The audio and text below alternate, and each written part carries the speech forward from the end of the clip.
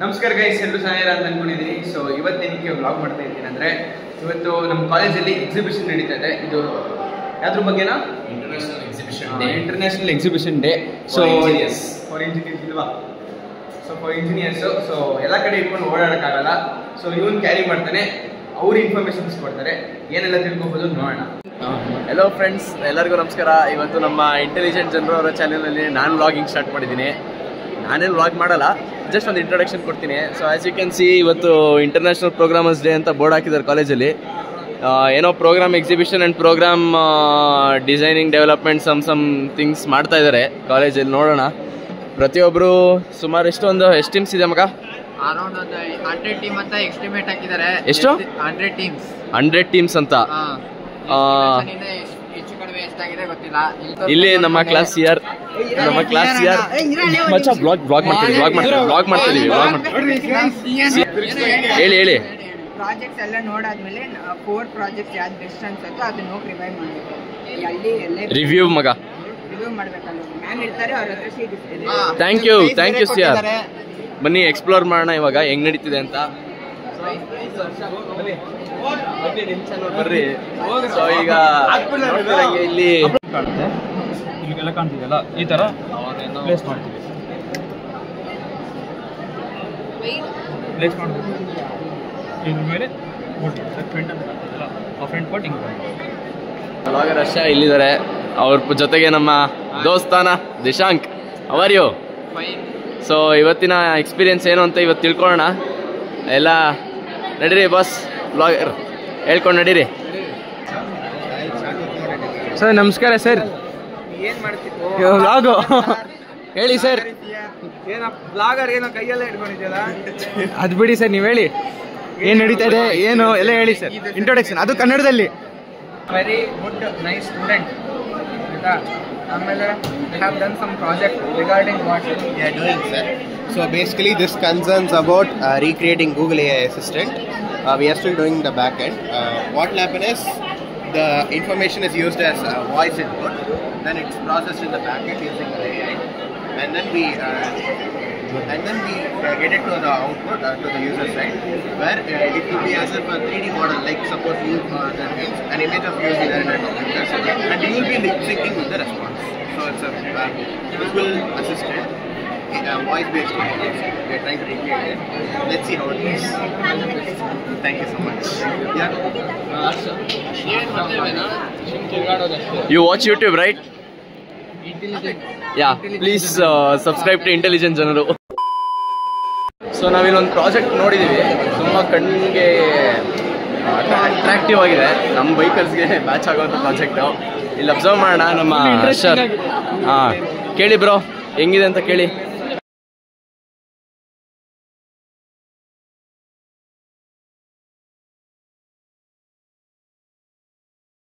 ಇದು rash driving detection ಆಯ್ತಾ. ಇದು ಟೋಲ್ ಎ, ಇದು ಟೋಲ್ ಬಿ. ಈಗ ಕಾರಲ್ಲಿ ಎಲ್ಲರಿಗೂ ಗೊತ್ತು ಫಾಸ್ಟ್ ಆಗಿರುತ್ತೆ ಅಂತ, ಕರೆಕ್ಟ್ ಅಲ್ವಾ? ಸೊ ಇದನ್ನ ಮೈಸೂರು ಹೈವೇ ಅಂತ ಅನ್ಕೊಳ್ಳೋಣ. ಇದು ಬೆಂಗಳೂರು ಟೋಲ್ ಬೋಟು, ಇದು ಮೈಸೂರು ಟೋಲ್ ಬೋಟು. ಎಲ್ಲ ಕಾರ್ಗಳು ಫಾಸ್ಟ್ ಆಗಿರುತ್ತೆ. ಸೊ ಇಲ್ಲಿ ಫಾಸ್ಟ್ ಆಗಿ ಸ್ಕ್ಯಾನ್ ಮಾಡಿದಾಗ ಫಸ್ಟ್ ಸ್ಕ್ಯಾನ್ ಆಗುತ್ತೆ, ಓಪನ್ ಆಗುತ್ತೆ, ಅವನು ಕವರ್ ಮಾಡ್ತಾನೆ. ಎಲ್ಲಿಗೆ ಮೈಸೂರು ಕವರ್ ಮಾಡ್ತಾನೆ. ಮೈಸೂರು ಸ್ಪೀಡ್ ಲಿಮಿಟರ್ 100 ಆಯ್ತಾ. ಸೊ 100ಅಲ್ಲಿ ಹೋಗ್ತೀಯ ಅಂದರೆ ನೀನು ಆಲ್ಮೋಸ್ಟ್ ನಿಮಗೆ 1.5 hours ಬೇಕು. ಅದೇ ನೀನು 150 ಹಂಗೆ ಹತ್ರ ಹೋಗ್ತೀಯ ಅಂದರೆ ನೀನು ಟೈಮ್ ಕವರ್ ಮಾಡೋದು ವಿತಿನ್ 30 to 45 minutes ಕವರ್ ಮಾಡ್ತೀಯ.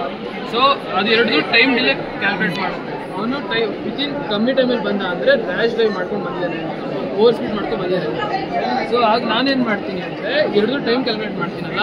ಇಲ್ಲಿ ಫಸ್ಟು ಅವನು ಹೋಗ್ತಾನೆ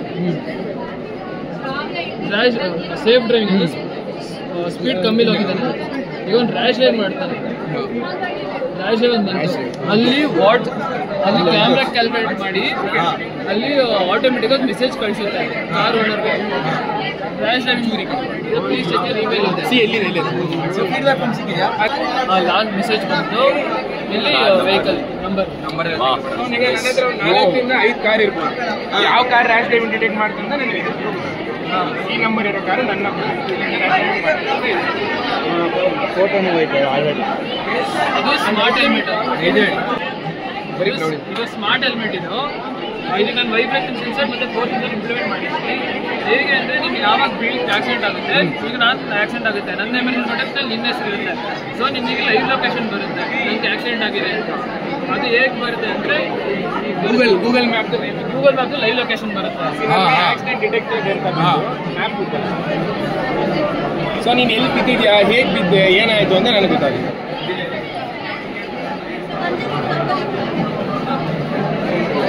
ಈಗ ಅಟ್ ಪ್ರೆಸೆಂಟ್ ಇಲ್ಲಿದೆ ಜ್ಯೋತಿ ಕಾಲೇಜಲ್ಲಿ. ಸೊ ಜ್ಯೋತಿ ಕಾಲೇಜ್ ಅಂತ ನಮ್ಮ ಲೈವ್ ಲೊಕೇಶನ್.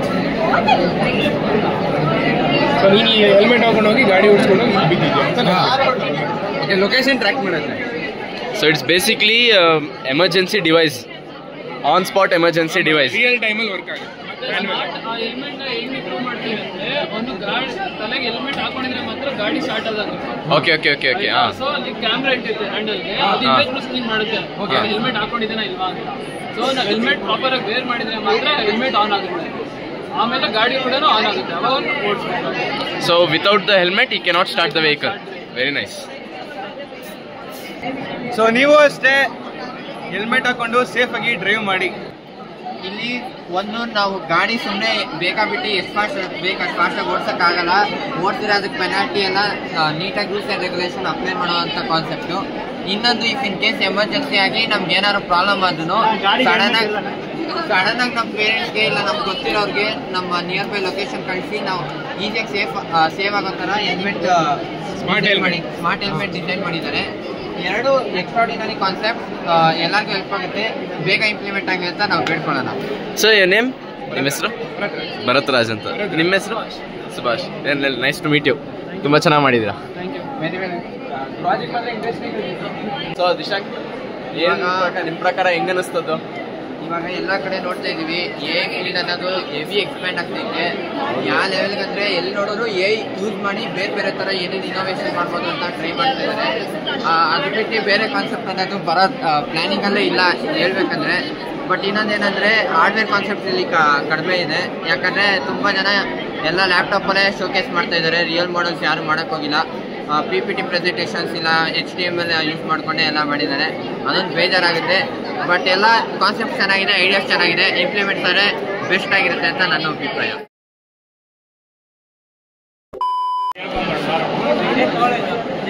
ಸೊ ಇವ್ರದ್ದು ಒಂದು ಪ್ರಾಜೆಕ್ಟ್ ಸಖತ್ ಇಂಟ್ರೆಸ್ಟಿಂಗ್ ಆಗಿದೆ. ಕೇಳಿಸ್ಕೊಳ್ಳೋಣ. ಸ್ಮಾರ್ಟ್ ಡಸ್ಟ್ಬಿನ್ ಅಂತ ಬಂದು ಸ್ಮಾರ್ಟ್ ಡಸ್ಟ್ಬಿನ್ ಅಂತ. ಸೊ ಆಬ್ಜೆಕ್ಟ್ ಡಿಟೆಕ್ಟ್ ಆದಾಗ ಆಟೋಮೆಟಿಕ್ ಆಗಿ ಡೋರ್ ಓಪನ್ ಆಗುತ್ತೆ, ಲಿಡ್ ಓಪನ್ ಆಗುತ್ತೆ. ಸೊ ಕ್ರ್ಯಾಶ್ ಆಗುತ್ತೆ. ಸೊ ಒಂದು ನಿಮಿಷ ಟ್ರೈ ಮಾಡಿ. 3 ಸೆಕೆಂಡ್ ಆದ್ಮೇಲೆ ಅದು ಕ್ಲೋಸ್ ಆಗುತ್ತೆ. ಸೊ ಇದರಲ್ಲಿ ಪ್ರಿಂಟ್ ಆಗ್ತದೆ. ಏನೇನು ಇಕ್ವಿಪ್ಮೆಂಟ್ಸ್ ಯೂಸ್ ಮಾಡಿದ್ದೀರಾ? ಇದು ವರ್ಕ್ ಅಲ್ಟ್ರಾಸೌಂಡ್ ಆಗುತ್ತೆ. ಇದು 15 ಸೆಂಟಿಮೀಟರ್ ತನಕ ಡಿಸ್ಟೆನ್ಸ್ ಸೆನ್ಸ್ ಮಾಡಿ 15 ಮಿನಿಟ್ ಬಂದಿದ ತಕ್ಷಣ ಆನ್ ಆಗುತ್ತೆ. ಸೊ ಸರ್ವೋ ಮೋಟರಿಂದ ಲಿಡ್ ಓಪನ್ ಆಗುತ್ತೆ. ಇದನ್ನೆಲ್ಲ ಕಂಟ್ರೋಲ್ ಮಾಡೋದು ನೆಟ್ವರ್ಕ್. ಅಷ್ಟೇ ಸಿಂಪಲ್ ಟೆಕ್ನಾಲಜಿ. ನಾವೇನಾದರೂ ದೊಡ್ಡ ಡಸ್ಟ್ಬಿನ್ ಯೂಸ್ ಮಾಡಿದಾಗ ಡಿಸ್ಟೆನ್ಸ್ ಜಾಸ್ತಿ ಇನ್ಕ್ರೀಸ್ ಮಾಡ್ಕೋಬೇಕಲ್ವಾ? ಹೌದು, ಅದು ಇಲ್ಲಿ ಕೋಡಲ್ಲಿ ಮಾಡ್ಬೋದು.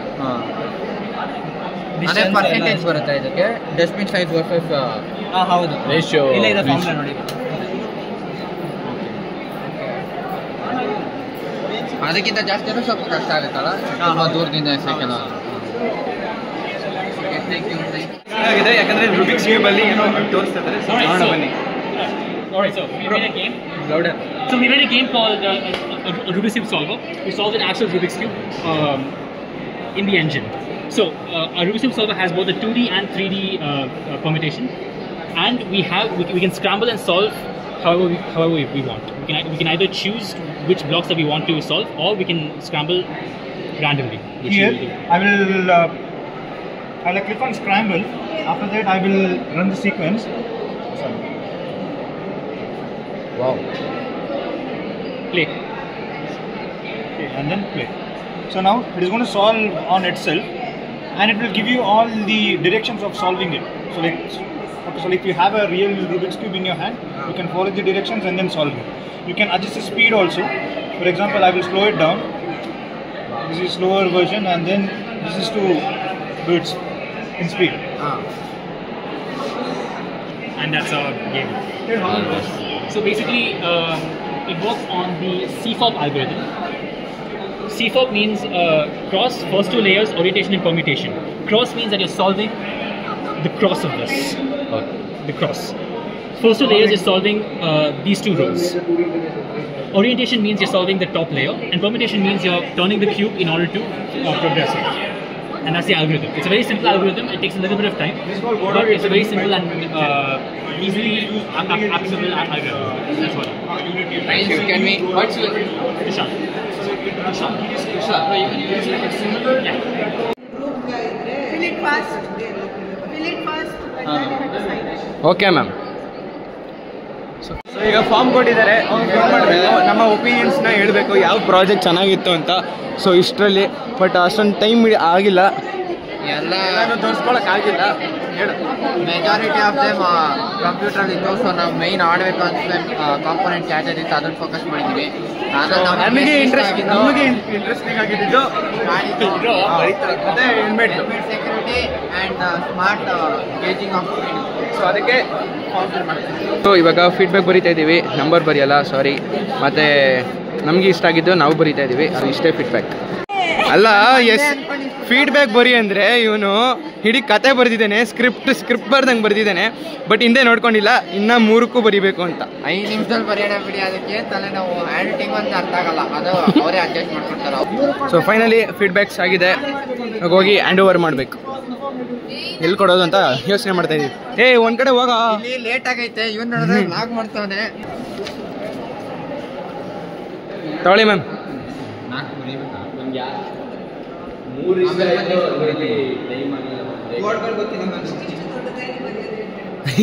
ಅವನ ಎಸೆ ಬರ್ದು ಬಿಟ್ಟಿದ್ದಾನೆ. ಸೆಕೆಂಡ್ ಪ್ರೈಸ್ ಎಷ್ಟು? First prize 5000. ಯಾರು ಹೆವಿ ಕತೆ ಬರೀತಾರೆ ಅವ್ರಿಗೆ 5000. ನನ್ಗೆ ಗೊತ್ತಿರೋ ಪ್ರಕಾರ ಪ್ರೈಸ್ 3000 ನೀನು 1500. First 5, second 3, third 1.5. ನಮಗೆ ಎಷ್ಟು ಸಿಗತ್ತೆ ಹೇಳು? ಅಲ್ಲ ಬೇಜಾರಂದ್ರೆ ಎಲ್ಲನೂ ಎಕ್ಸ್ಪ್ಲೋರ್ ಮಾಡೋಕ್ಕಾಗಿಲ್ಲ. ಸೊ ಎಲ್ಲನೂ ಎಕ್ಸ್ಪ್ಲೋರ್ ಮಾಡೋಕ್ಕಾಗಿಲ್ಲ, ಒಂದು ಎಕ್ಸ್ಪ್ಲೋರ್ ಮಾಡಿದಷ್ಟು ನಾವು ಫೀಡ್ಬ್ಯಾಕ್ ಕೊಟ್ಟಿದ್ದೀವಿ. ಸೊ ಕ್ಷಮಿಸ್ಬೇಕು ಎಲ್ಲರೂ. ಏನು ಗೊತ್ತಾ ಮಗ, ನಾವು 100 ಟೀಮ್ನ ಕೂರಿಸ್ಬಿಟ್ಟು 1 ಅವರಲ್ಲಿ ನೀವು ಅದನ್ನ ರಿವ್ಯೂ ಮಾಡಿ ಅಂದರೆ ನಾವು ಜಡ್ಜಸ್ ಅಲ್ಲ. ಫಸ್ಟ್ ಆ್ಯಂಡ್ ಫಾರ್ಮೋಸ್ಟ್ ಇದು ನಮ್ಮ ಮೊದಲನೇ ಇಯರ್. ಸೊ ಆ ಕಾರಣದಿಂದಾಗಿ ನಮ್ಗೆ ಏನು ಐಡಿಯಾನೂ ಇಲ್ಲದೇ ಇರೋದ್ರಿಂದ ಏನು ಮಾಡೋದು, ಏನು ಇಲ್ಲಾಂದ್ರೆ ಒಂದು 8ರಿಂದ 10 ಪ್ರಾಜೆಕ್ಟ್ ನೋಡಿದ್ವಿ. 8ರಿಂದ 10ರಲ್ಲಿ 3 ಇಷ್ಟ ಆಯಿತು, 2 ಬಗ್ಗೆ ರಿವ್ಯೂ ಬರೆದ್ವಿ. ಏನೋ ಬಟ್ ಆ್ಯಕ್ಚುಲಿ ಎಲ್ಲ ಕಡೆ ಎಕ್ಸ್ಪ್ಲೋರ್ ಮಾಡೋಕ್ಕಾಗಿಲ್ಲ. ಟ್ರೂ, ಎಷ್ಟೊಂದು ಚೆನ್ನಾಗಿರೋ ಮಾಡಿರ್ಬೋದು, ನಮ್ಗೆ ನೋಡೋಕ್ಕಾಗಿಲ್ಲ. ಯಾಕಂದರೆ ಕೊಟ್ಟಿದ್ದೆ 1 ಅವರ್ ಟೈಮು, ಅದು ಲಂಚ್ ಬ್ರೇಕ್ ಆಯಿತು. ಲಂಚ್ ಬ್ರೇಕ್ ಅದರಲ್ಲಿ ಹೋಗಿ ನೋಡಿದ್ದೀವಿ. ಹಿಂದೆ ಇಲ್ಲ, ಈ ಕಡೆ ರಿವ್ಯೂ ಇಲ್ಲ. ಸೊ 1 ಅವರಲ್ಲಿ ಎಷ್ಟಾಗುತ್ತೋ ಅಷ್ಟು ಫೀಡ್ಬ್ಯಾಕ್ ಕೊಟ್ಟಿದ್ದೀವಿ.